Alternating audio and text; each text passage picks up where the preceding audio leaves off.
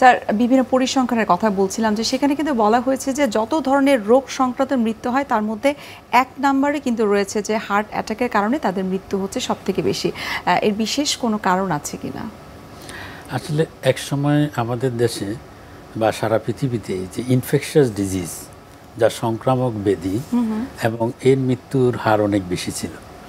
এবং আপনি দেখেন যে ভ্যাকসিনেশন এবং অ্যাওয়ারনেসের মাধ্যমে এই ইনফেকশাস ডিজিজ কন্ট্রোলের পর যে ডিজিজগুলো হচ্ছে নন কমিউনিকেবল ডিজিজ, তার ভিতরে হচ্ছে ইস্কিমিক হার্ট ডিজিজ, যার একটি লক্ষণ হচ্ছে হার্ট অ্যাটাকের মাধ্যমে আত্মপ্রকাশ হয়। এবং এই ইস্কিমিক হার্ট ডিজিজ হচ্ছে বর্তমানে সবচেয়ে বেশি মানুষ মারা যাচ্ছে, যাকে আমরা মারণ ব্যাধি বলতে পারি।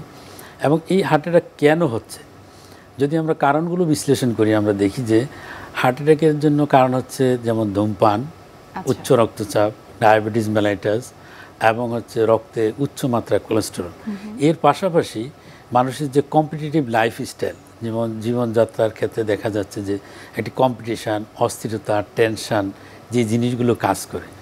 তারপর এই সমস্ত কারণে এবং এনভায়রনমেন্টাল পলিউশনকেও কিন্তু অনেক ক্ষেত্রে দায়ী করা হচ্ছে যে হার্ট অ্যাটাকের জন্য। এবং সব কিছুই দেখবেন যে বর্তমান বিশ্বে এখনকার যে পরিস্থিতি, এই সময় কিন্তু এই জিনিসগুলো কিন্তু একেবারে অ্যাভেলেবেল। দেখবেন যে ধূমপান হচ্ছে প্যাসিভ এবং অ্যাক্টিভ, দুই ধরনের স্মোকিং কিন্তু হচ্ছে। যেমন যিনি ধূমপান করতেছেন তার পাশে যিনি থাকেন, সেই যে ধোঁয়াটা নিচ্ছেন, এটা হলো প্যাসিভ স্মোকিং। তারপর হচ্ছে যে উচ্চ রক্তচাপ, উচ্চ রক্তচাপে দেখবেন সারা পৃথিবীতে হচ্ছে 1.28 বিলিয়ন মানুষ কিন্তু উচ্চ রক্তচাপে আক্রান্ত।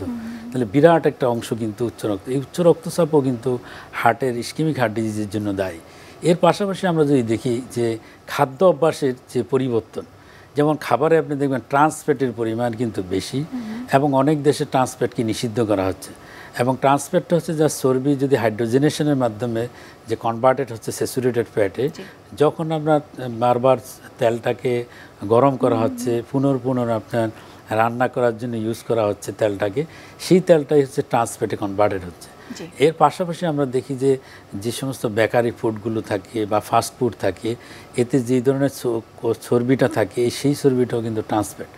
তার পাশাপাশি স্যার আপনি যেহেতু ট্রান্সফ্যাট এবং খাদ্যের বিষয়টি নিয়ে আসছেন, সেক্ষেত্রে আপনার কাছে একটু জানবো এবং আপনার কাছে পরামর্শ চাইবো আমাদের দর্শকদের উদ্দেশ্যে। যেমন এখনকার যুগে কিন্তু মানুষ অনলাইনে অর্ডার করে বা বিভিন্ন রেস্টুরেন্টে যেয়ে কিন্তু বিভিন্ন ধরনের ভাজা পোড়া খাবার খাচ্ছে, এবং যেমনটা আপনি বলছিলেন যে একটা তেল যখন বারবার গরম করা হয় তখন সেটি ট্রান্সফ্যাটে পরিণত হয় এবং ট্রান্সফ্যাটটা আমাদের বডিতে যে কার্সিনোজেন ক্রিয়েট করে, অর্থাৎ ক্যান্সার সেল ক্রিয়েট করে। তো এই ক্ষেত্রে আপনার পরামর্শ?